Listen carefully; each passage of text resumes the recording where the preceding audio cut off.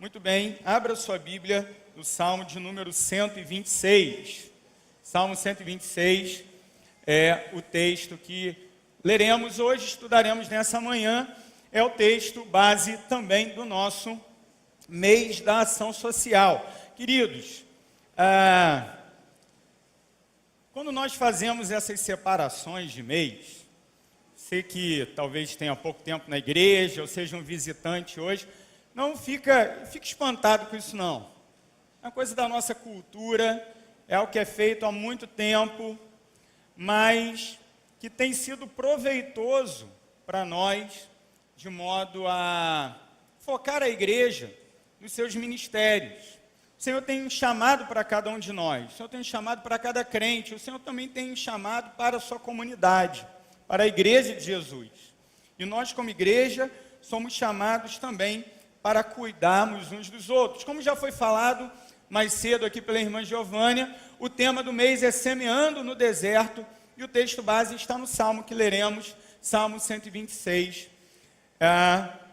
Vamos ler a palavra do Senhor? Salmo 126, cântico de peregrinação, ou cântico de degraus, ou cântico de romagem, dependendo da sua versão. Normalmente, a gente ignora essa parte, mas é parte também do texto sagrado. Cântico de peregrinação, diz assim a palavra do Senhor, eu lerei na Nova Almeida atualizada. Quando o Senhor restaurou a sorte de Sião, ficamos como quem sonha. Então a nossa boca se encheu de riso e a nossa língua de júbilo.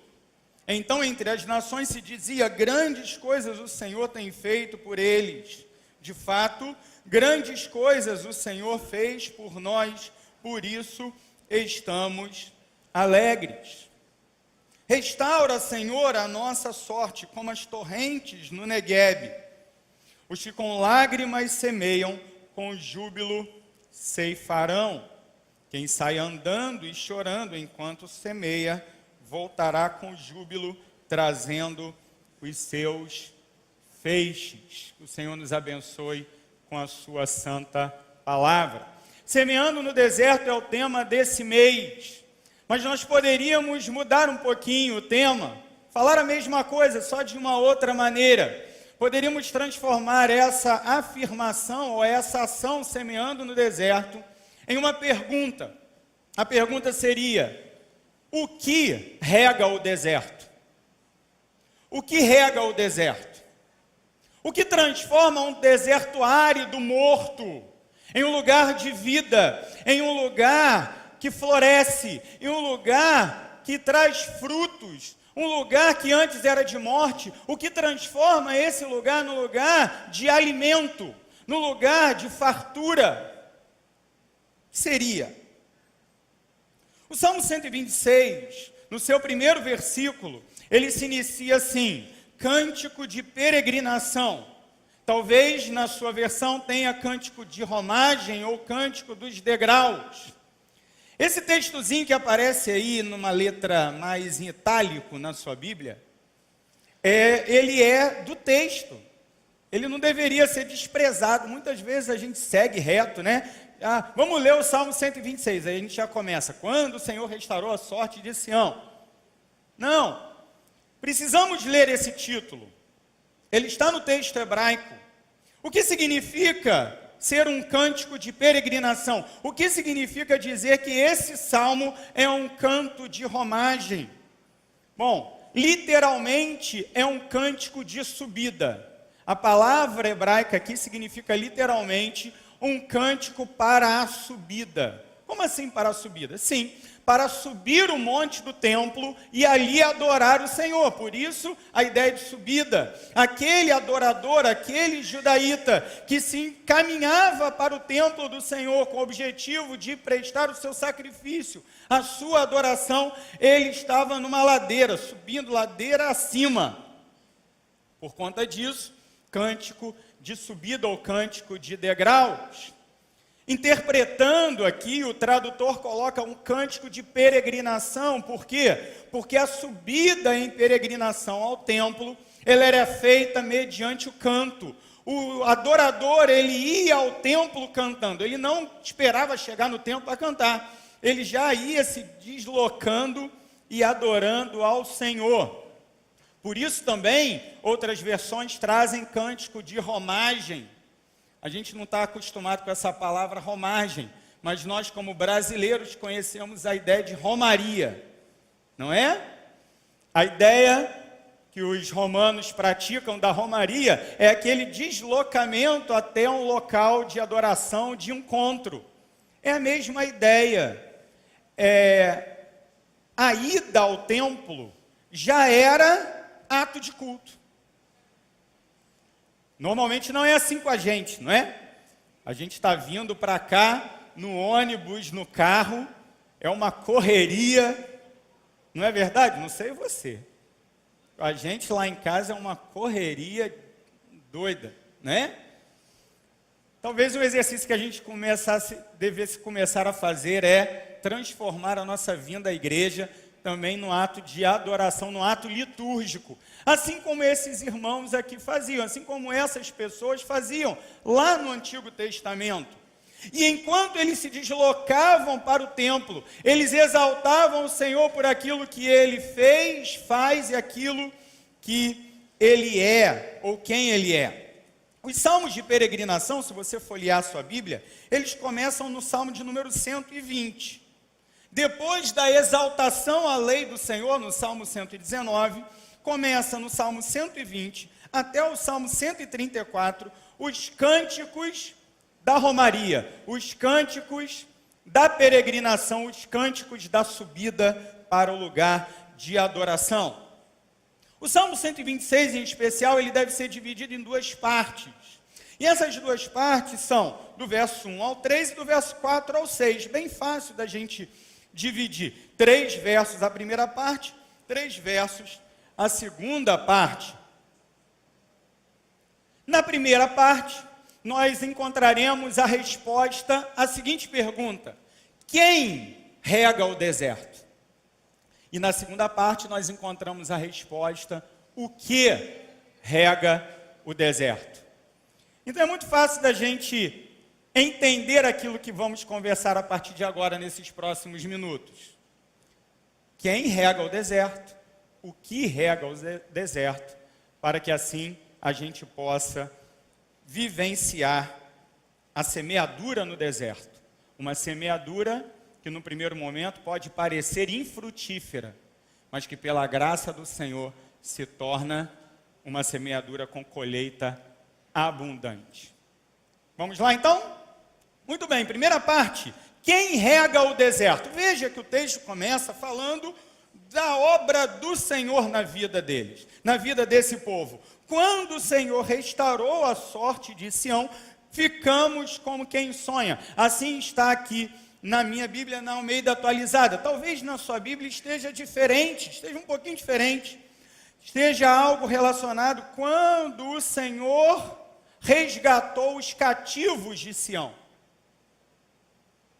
Quando o Senhor resgatou os cativos de Sião. E aqui, quando o Senhor resgatou a sorte de Sião. Essa diferença, ela é significativa, ela dá sentido distinto para o texto, não resta dúvida, mas ela é motivada por uma questão linguística. A língua hebraica, ela é uma língua consonantal. Ela foi escrita, o texto todo hebraico foi escrito só com consoante. Aí você fala, que negócio doido, né?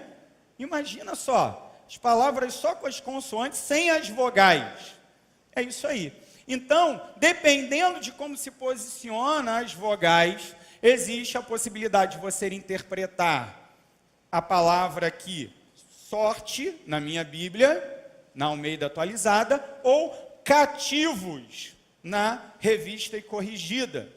Talvez não, com certeza aqui nós temos as duas possibilidades entre nós. Então, talvez você veja a Bíblia do seu irmão do lado e fale, ué, a minha Bíblia está diferente da sua.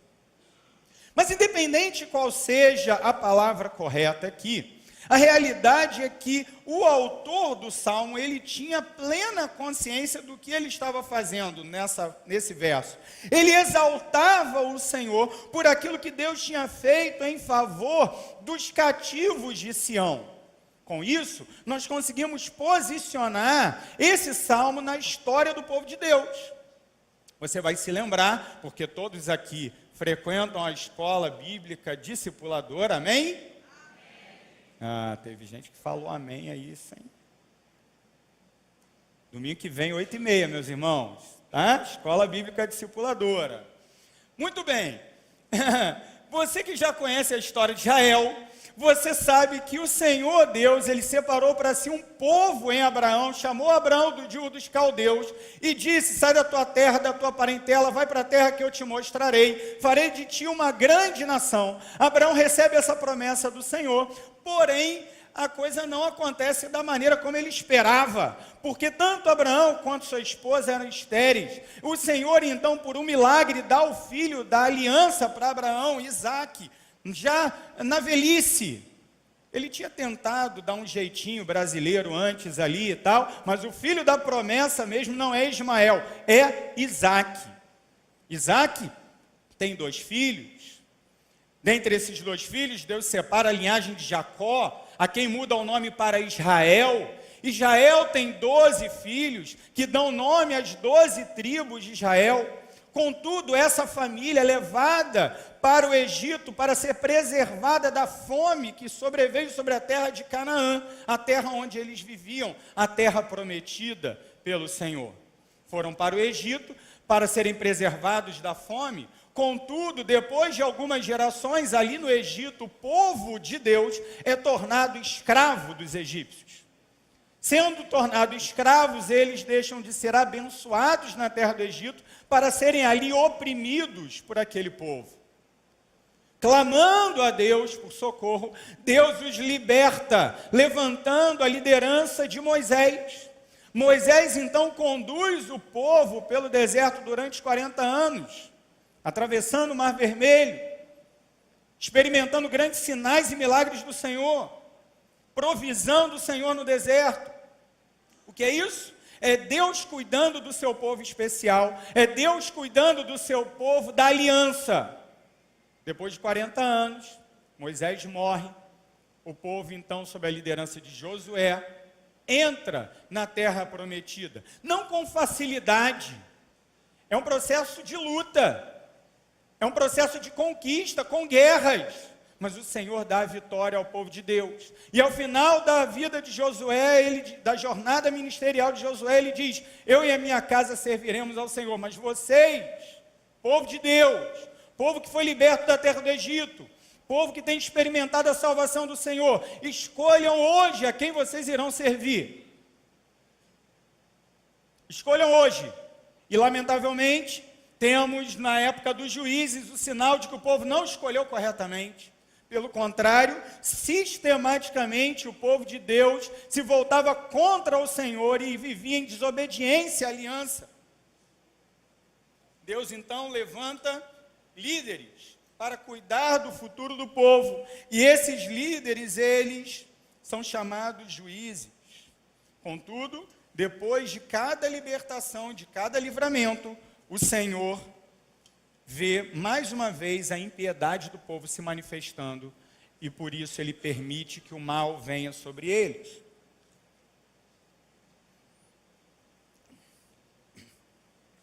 Para completar, esse momento dos juízes é concluído com um homem muito fiel com filhos infiéis, Samuel. E nessa época, então, o povo, olhando aquela situação, e também invejando as nações circunvizinhas, clama a Deus por um rei. Todo mundo tem rei, nós queremos rei também. Deus então permite um rei mau chamado Saul. Contudo, a partir desse momento, o povo, que era uma confederação de tribos, passa a ser uma monarquia. E depois do rei mau, reprovado Saul, Deus levanta o rei aprovado, Davi, um homem segundo o seu coração. E a Davi Deus promete, mais uma coisa, dentre tantas coisas que já havia prometido e cumprido na vida de Israel, promete que um rei davídico seria estabelecido para todo sempre na cidade de Jerusalém. Esse rei davídico, nós sabemos hoje, é Jesus.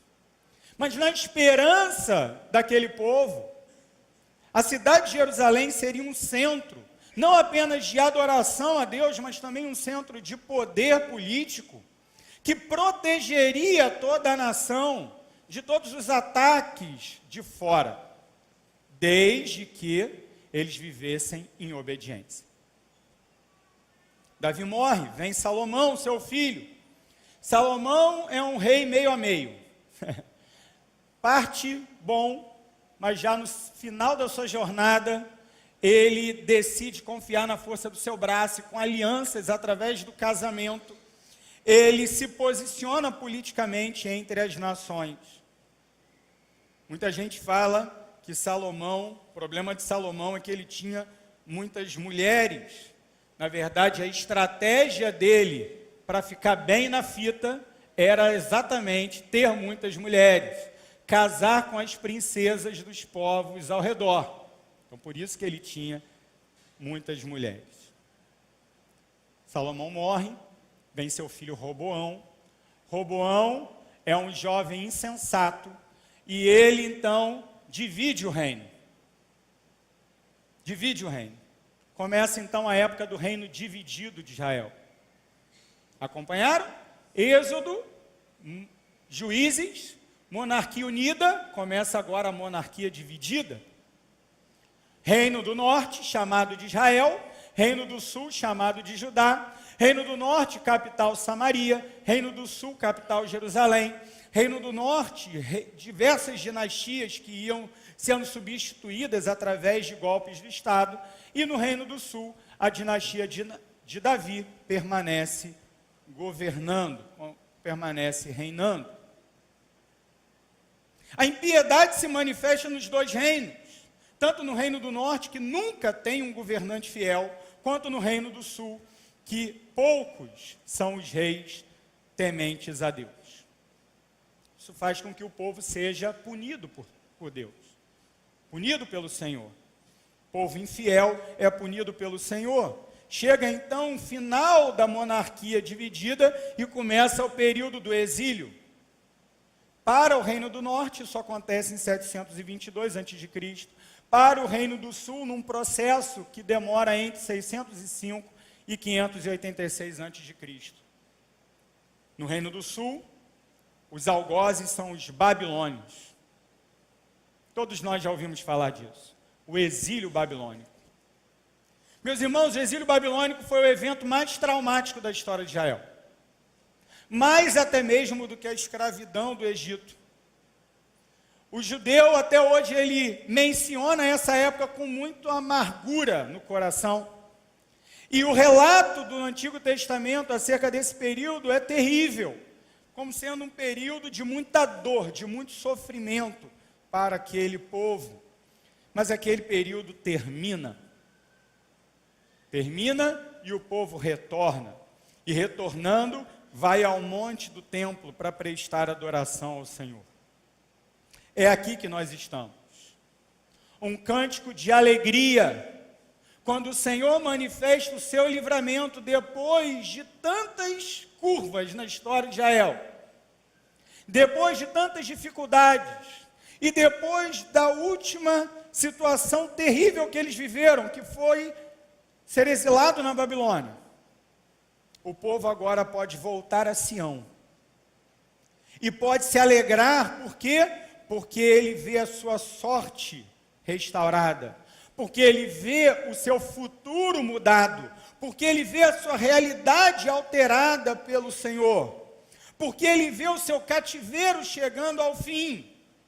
Quando o Senhor restaurou os cativos de Sião, o sentimento descrito nesse verso 1 é: nós ficamos como quem sonha, como quem está nas nuvens, como quem vive a situação ideal, como quem tem seus sonhos realizados. Isso é motivo de alegria, de cântico, de adoração. Então a nossa boca se encheu de riso, verso 2, e a nossa língua de júbilo.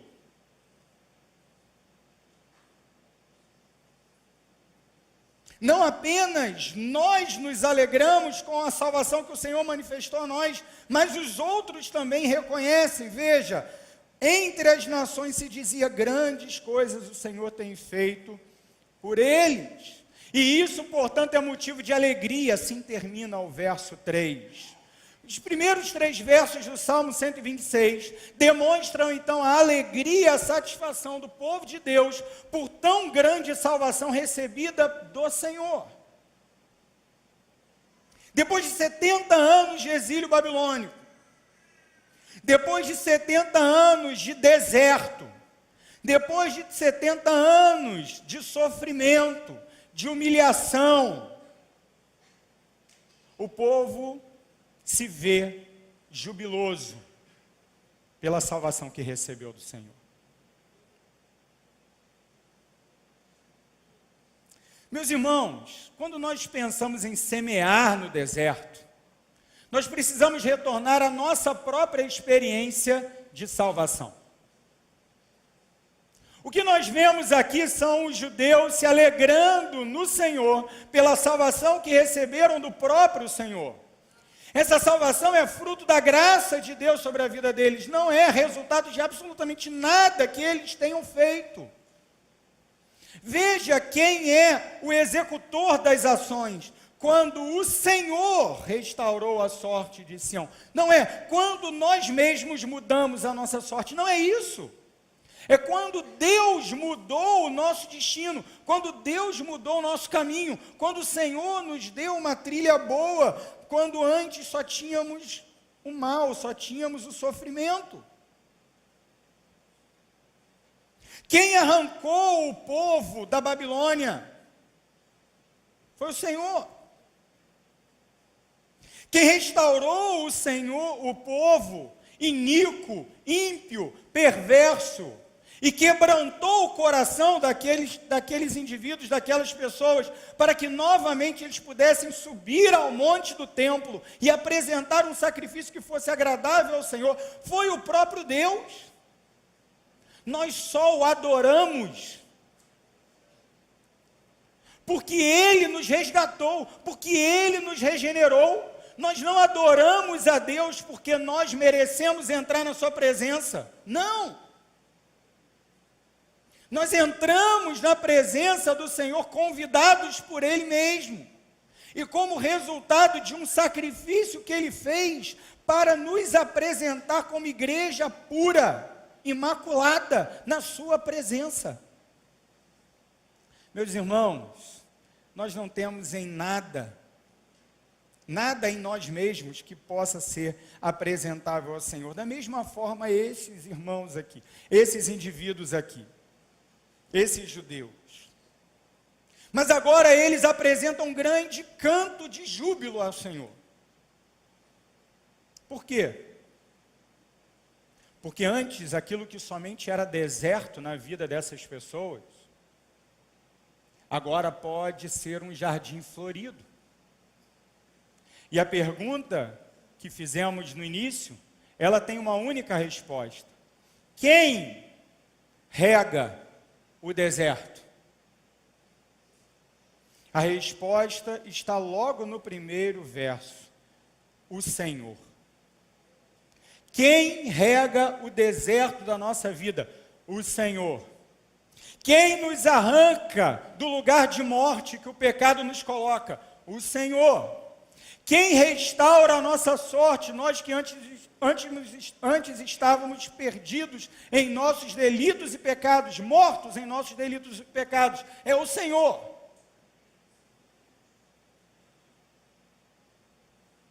Quantas e quantas vezes confiamos na força do nosso próprio braço? Quantas e quantas vezes os judeus confiaram em alianças com países vizinhos? Quantas vezes eles confiaram no seu próprio trabalho? Quantas vezes eles confiaram na sua própria posição? Quantas vezes eles confiaram na sua religião? na sua família, na sua certidão de nascimento. Está vendo? Ó, não sou filho de qualquer um, não. Sou filho de Abraão, Isaque e Jacó. Eu posso fazer o que eu quiser. Eu posso viver do jeito que eu quiser. Eu posso até mesmo fazer umas visitinhas nos lugares altos, nos templos de Baal, nos lugares de sacrifício a Astarote. Eu até posso de vez em quando, porque na minha certidão de nascimento está lá, ó. Eu tenho pedigree. Eu sou filho de Abraão, Isaque e Jacó. Estou de boa. É? Somente aquele que deposita toda a sua confiança, submissão, devoção no Senhor, experimenta a segurança do Senhor. E é isso que agora o povo de Israel, o povo judeu, pode novamente experimentar. O Senhor restaurou a nossa sorte. E o Senhor restaurou a nossa sorte pela mesma razão que Abraão foi chamado, que o povo foi arrancado do Egito, que Davi recebeu a promessa do reino eterno. A mesma razão, a graça de Deus. Não é nada que o povo tenha feito para merecer a restauração da sua sorte. Da mesma forma, nós não fizemos nada para sermos salvos pelo Senhor, mas Cristo Jesus fez tudo.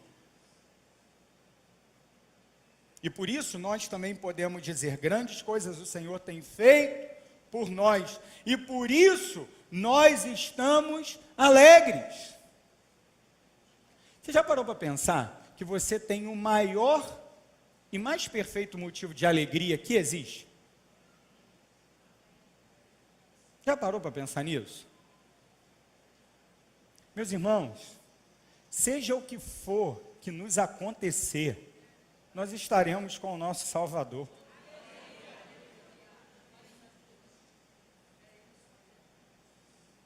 Isso não é licença para a gente viver de qualquer maneira, claro que não. Mas isso é a garantia de que nenhuma das intempéries da vida é suficiente para nos abalar. Pode ser a doença mais terrível, pode ser a pobreza mais assoladora, pode ser o sofrimento que for. Nós estamos em alicerce sólido. Nós estamos firmados no Senhor. É Ele quem nos sustenta, é Ele quem nos fortalece. E se tudo mais se acabar, o que eu tenho diante de mim é reinar com o meu Deus. O que mais eu posso querer? O que mais eu e você podemos querer? Os prazeres desse mundo, os valores desse mundo se apresentam diante de nós tão atrativos. Não nos enganemos, meus irmãos. Não nos enganemos. Você pode ter tudo o que o mundo te oferecer, tudo o que o mundo oferecer. Ainda assim, o teu e o meu coração permanecerá vazio se não for cheio, repleto pela presença da graça de Deus.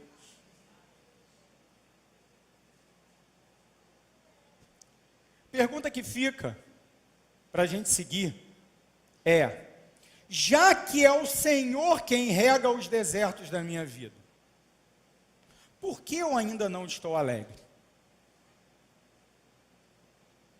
A aplicação desses 3 primeiros versos tem a ver com contentamento. Você vive satisfeito com aquilo que Deus te deu? Com aquilo que Deus te proporcionou? Ou sua vida é um eterno correr atrás do vento?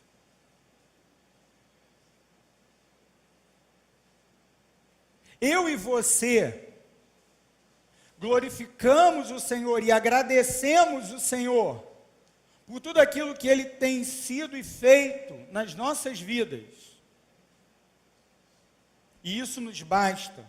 Ou nós temos escolhido nos debater feito peixe no anzol, sempre insatisfeitos, sempre reclamando, sempre murmurando. sempre achando que devemos fazer mais e mais e mais para ter mais e mais.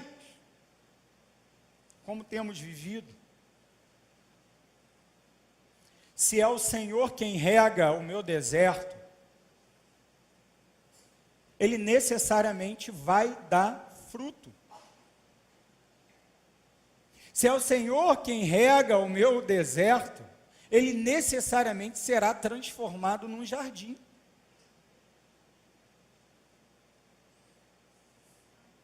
Mas eu quero agora, pastor. Se você quer agora, você já não está reconhecendo que é Deus quem rega. Mas está doído, eu sei. Dói mesmo. Mas isso faz com que a alegria seja ainda mais impressionante. Porque é uma alegria que pode ser vivenciada no meio da dor. É uma alegria que pode ser experimentada apesar das circunstâncias. Essa alegria não é uma euforia. Não é uma alegria leviana, tola, não. É uma alegria inabalável. Ela permanece, apesar das circunstâncias. Antes do exílio, Abacuque falou sobre isso. O exílio estava chegando, Babilônia estava se aproximando. Sabe quando você está numa situação que você está vendo que a casa vai cair? Esse é o cenário de Abacuque. Ele está vendo, vai dar ruim a qualquer momento. E o que ele diz? Ele termina o seu livro de diálogo com Deus com um cântico, com um salmo. Ainda que a figueira não floresça, e não haja fruto na vide, ainda que o fruto da oliveira minta, ainda assim me alegrarei no meu Senhor. É assim. É assim. Porque aquele que vive pela fé, e o justo viverá pela sua fé, ele pode verdadeiramente experimentar alegria, ainda que tudo ao redor nos falte. Para semear no deserto, primeiramente eu preciso reconhecer quem rega o meu deserto. Porque senão eu não vou abençoar ninguém no seu deserto. A igreja pode ajudar, você pode participar do Ministério de Ação Social, você pode ser uma pessoa muito dadivosa, você pode doar todos os seus bens, e ainda assim isso nada significará do ponto de vista espiritual, porque se você não reconhece que é o Senhor quem rega o nosso deserto, você não terá condições de regar o deserto de ninguém. E por isso o Salmo continua. Perceba a mudança do verbo aqui, do 4 ao 6. Veja que no verso primeiro verso, até o verso 3, o verbo está no passado. Notou isso? Ele está falando de algo que já aconteceu. Quando o Senhor restaurou. Grandes coisas o Senhor tem feito por eles. De fato, grandes coisas o Senhor fez por nós. Diante da realidade da salvação no passado, o presente do cristão é uma vida de alegria inabalável. Mas agora, no verso 4 a 6, é um pedido. O verbo aponta para o futuro. Restaura, Senhor, a nossa sorte. E aqui já tem um negócio esquisito. Espera aí. O Senhor já não restaurou a sorte? Não é isso que está escrito no verso 1? Por que então o salmista no verso 4 pede que o Senhor restaure a sorte? Isso não parece meio esquisito?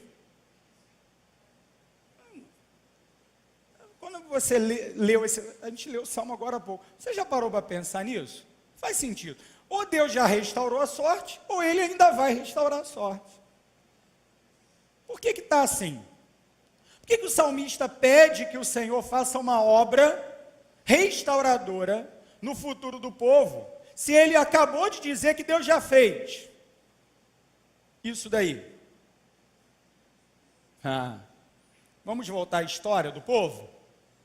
O povo voltou, estão novamente em Jerusalém, Judá, estão novamente diante do Monte Sião. E o que tem lá? O que tem lá? Nada. Ruínas. Muros destruídos, o templo derribado, as casas devastadas, as plantações totalmente aniquiladas. Tem nada.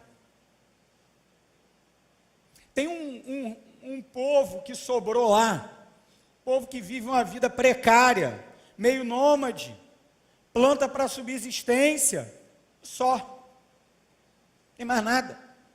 Uma terra devastada. Essa é a realidade de Jerusalém, de Judá, quando o povo retorna. O Senhor já havia restaurado a sorte deles? Sim. Deus havia libertado eles da escravidão e do exílio. Eles puderam voltar. Mas ainda tinha coisa que eles precisavam receber do Senhor, ou pelo menos que eles desejavam receber do Senhor? Sim. O quê?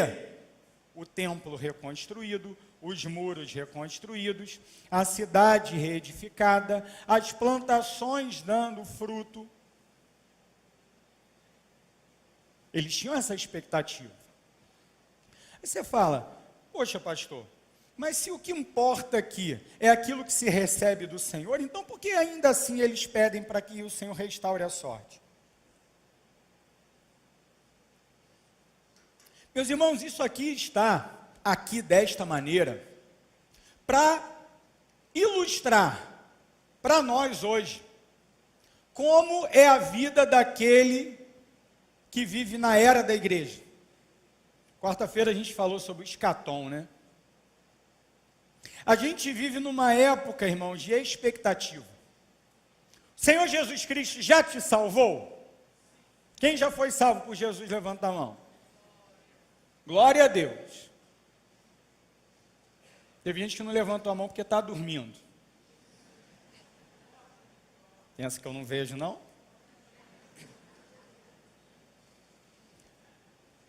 Você é salvo por Jesus. Glória a Deus por isso. Para onde você vai? Onde você vai passar a eternidade? Com Deus. No céu, novos céus e nova terra.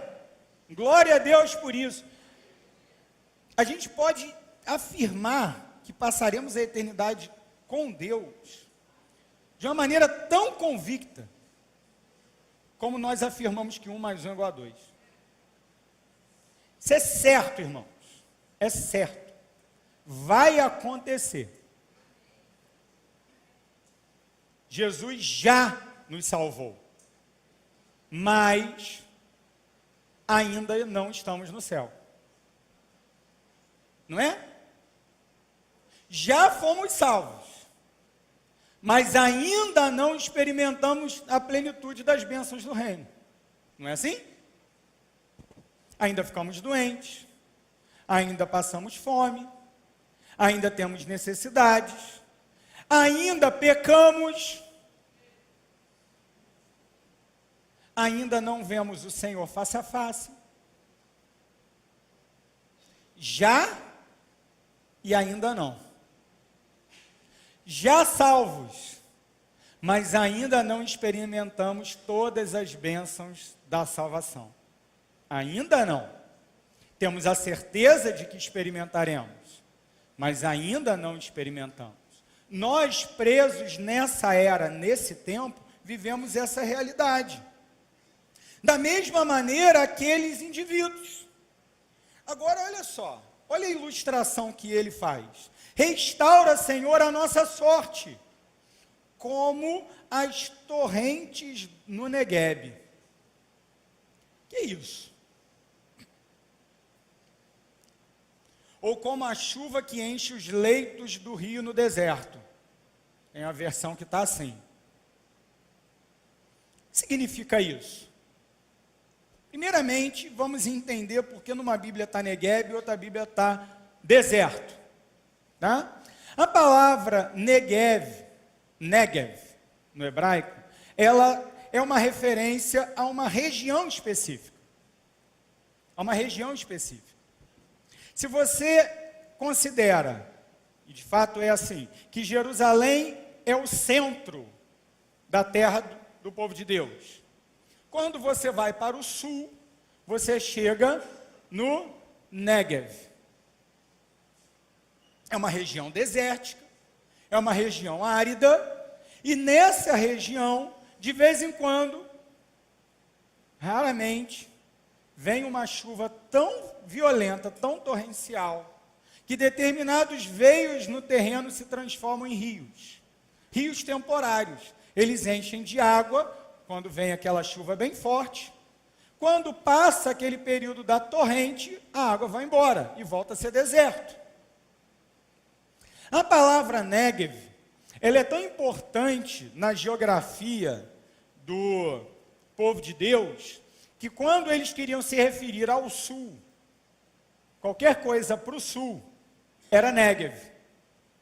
E às vezes, não sempre, quando ele queria se referir a um deserto, a palavra usada também era Néguev. Existe uma outra palavra para deserto. Então, isso aqui tem a ver com uma região específica, uma região desértica, que de vez em quando caía ali naquele lugar uma chuva que alagava determinados lugares, e aquela região morta se tornava então uma região frutífera. Ao ponto, isso durava algum tempo, ao ponto inclusive de dar fruto, de florescer, de vegetação crescer ali. A comparação que o salmista faz com o pedido que ele está fazendo a Deus é: Deus, assim como o Senhor faz com que no deserto haja vida, traz também vida onde agora eu estou vendo só a morte. Porque eu recebo a salvação de Jesus, mas no outro dia eu estou lutando com o meu pecado. Mas no mesmo dia eu sinto sono, eu preciso de um lugar para dormir. Eu sinto fome, eu preciso de comida para comer. Eu sinto sede, eu preciso de água para beber. Eu tenho os meus relacionamentos para cuidar e muitas vezes eles não estão bem. Obrigado, Senhor Jesus, porque o Senhor restaurou a minha sorte. Porque o Senhor me arrancou do deserto, da morte e do pecado. Mas Deus, por favor, restaura a minha sorte. Que a vida do Evangelho se manifeste na provisão do meu lar, se manifeste nos relacionamentos da minha família, se manifeste nas minhas emoções, se manifeste em todos os aspectos da minha jornada aqui. Porque eu já tenho a promessa do céu, mas eu ainda não estou lá. Preciso do sustento do Senhor para viver aqui. Restaura, Senhor, a nossa sorte. Porque o Senhor pode fazer um deserto florescer. Então, Deus, por favor, cuida também da minha família, para que os desertos que eu aqui atravessar sejam como o Neguev, que em alguns momentos recebe a chuva do Senhor, que alivia aquela aridez, que aplaca aquela sequidão. E como isso vai acontecer? Na minha, na sua vida e no mundo em que nós vivemos.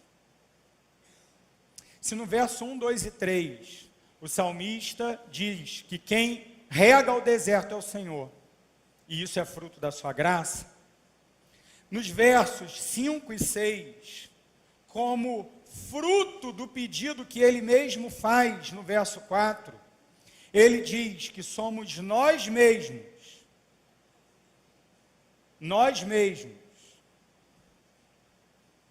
que trazemos a água do Senhor para o deserto. Olha o que diz o verso 5 e 6. Os que com lágrimas semeiam, com júbilo ceifarão. Quem sai andando e chorando enquanto semeia, voltará com júbilo, trazendo os seus feixes. Sabe o que rega o deserto desse mundo? A graça do Senhor manifesta nas minhas lágrimas. nas tuas lágrimas. Perceba, querido, que o verso 5 e 6 expressa a lei da semeadura. Aquilo que você plantar vai ser aquilo que você vai colher. É isso que está dito aqui. Se no início o salmista fala, tudo é graça de Deus, e a maior expressão da graça de Deus é a salvação em Cristo Jesus. Por isso, é Ele quem traz a água ao deserto, é Ele quem rega o deserto. Nos versos 4, 5, 6, ele está dizendo assim, aquilo que eu plantar vai ser aquilo que eu colher, porque a graça de Deus já se manifestou a mim, então eu preciso ser canal dessa água, eu preciso ser aquele que com o meu trabalho, com o meu choro, com as minhas lágrimas, trago da água do Senhor para esse deserto chamado planeta Terra. Sabe quem vai mudar a sorte daqueles que estão lá fora? Nós, com as nossas lágrimas. Mas no final das contas, tudo será feito no poder do Senhor. É Ele quem rega. Quem rega? O Senhor. O que rega? A minha lágrima. Quem age? Quem é tudo em todos? Quem é a fonte de todo poder e de toda a vida? Deus e somente Deus. Angélica, obrigado por cantar essa canção. Saudade dela. Eu vivo cantando sozinho em casa. Josi sabe disso. Eu amo essa música. Porque é Deus, somente Deus, que domina todas as coisas, que se revela a nós, que inspira em nós pela sua graça, a vontade de adorar, de cantar, de celebrar com grande júbilo. Mas aquele que vive isso, meus irmãos, não é alguém que vive na preguiça, na rede. É alguém que semeia com lágrimas. É alguém que conhece o trabalho. É alguém que sabe o peso de se doar, de se entregar, não mais em favor de si mesmo, na expectativa de se salvar, mas em favor do outro. Semear no deserto é chorar enquanto planta para colher a fim de ter o que dar para o outro.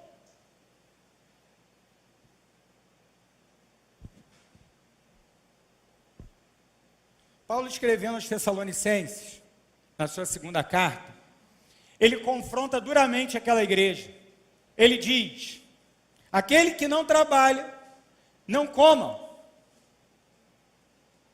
Aí você fala, por que ele está dizendo isso? Quer dizer então que eu não devo ajudar ninguém que está passando dificuldade ou necessidade? É claro que não. O próprio Paulo promove sistematicamente ajuda aos pobres. A igreja primitiva era uma igreja que cuidava dos seus necessitados, sim, abundantemente. Mas aquele que dá a desculpa da graça de Deus para não trabalhar, esse é um falso crente. Aquele que diz assim, olha, Jesus está vindo mesmo, né? Esse mundo é um mundo miserável, já está condenado. Então, querem nem saber. É assim, o pessoal diz. Não quero nem saber do que vai acontecer. Eu vou ficar aqui na minha rede esperando Jesus voltar. E quando eu sentir fome, aí eu vou lá na igreja e pego a cesta básica.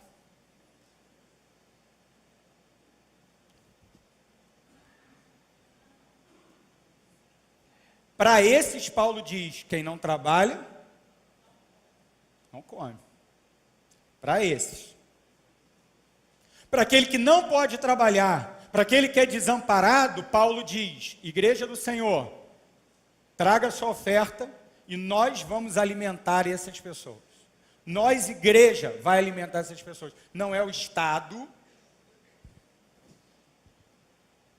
não são as ONGs. Toda vez que você vir alguém que passa profunda e real necessidade, eu e você como igreja do Senhor, nós devemos nos sentir na obrigação de alimentar essas pessoas. na obrigação. Mas se alguém entre nós, como crente, tem escolhido o caminho da preguiça,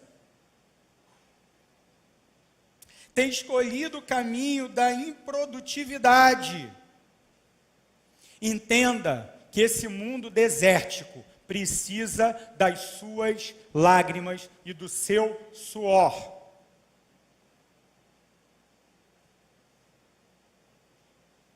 Vivemos numa realidade em que muito se fala sobre exigir o direito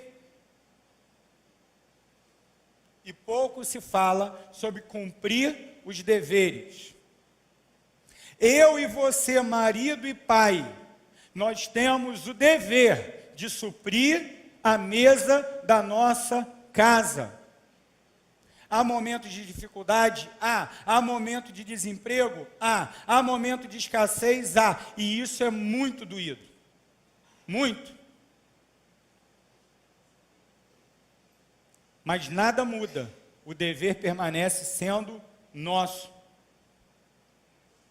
Você, irmã, esposa, mãe, você tem o dever de alimentar, vestir, cuidar dos seus filhos e zelar pela sua casa. É o dever. Sempre para o outro. Nunca para nós. Você, filho, filha, você não tem a opção de fazer aquilo que os seus pais lhe pedem para que seja feito. Você tem o dever de fazer.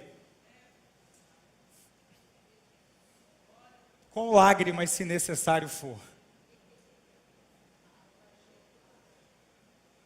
O dever de fazer. Por quê? Porque aquele que semeia com lágrimas, com júbilo, ceifarão. Nós, Igreja de Jesus, temos o dever de alimentar o nosso irmão necessitado. O dever.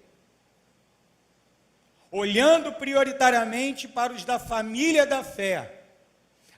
Na igreja primitiva ninguém passava fome.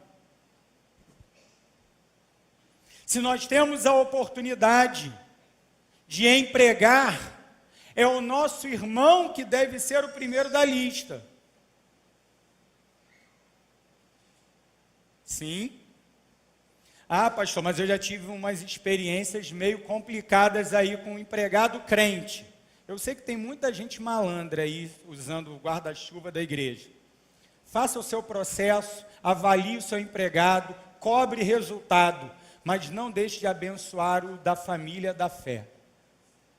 Se você pode abençoar, abençoe os domésticos na fé. Mas a igreja também tem o papel de ser sinal do amor de Deus nesse mundo. Cuidando dos de dentro, nós também precisamos, de alguma forma, abençoar os de fora. E isso também faz parte do nosso dever. Não deve ser confundido com a nossa missão. Nossa missão é evangelizar. Nossa missão é plantar igreja. Nossa missão é levar a luz do Evangelho. Mas o nosso dever de vida, de caráter, é trabalhar pelo outro e não por nós mesmos. A sua poupança, os seus investimentos têm que ser para o outro. A sua casa, o seu patrimônio deve ser para o outro.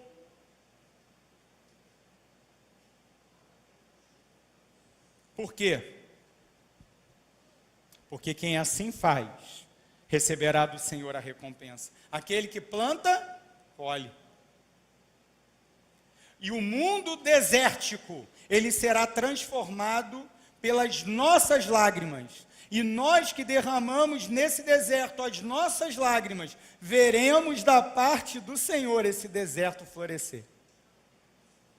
Quem sai andando e chorando enquanto semeia, voltará com júbilo, trazendo os seus feixes. Quem rega o deserto? O Senhor e somente o Senhor.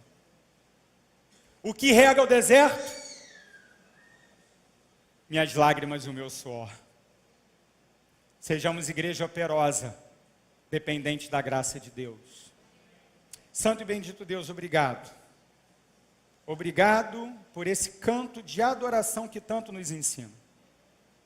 Deus, que jamais trabalhemos na força do nosso braço, mas que jamais usemos a graça como desculpa para não trabalhar. Ah, Deus, por favor, nos dá força, saúde, disposição, organização, capacidade de gestão, para trabalhar e produzir para o outro, para a glória do Senhor somente. Abençoa a tua igreja, ó Deus, é a nossa oração. Amém. E a fazemos em nome de Jesus. Amém.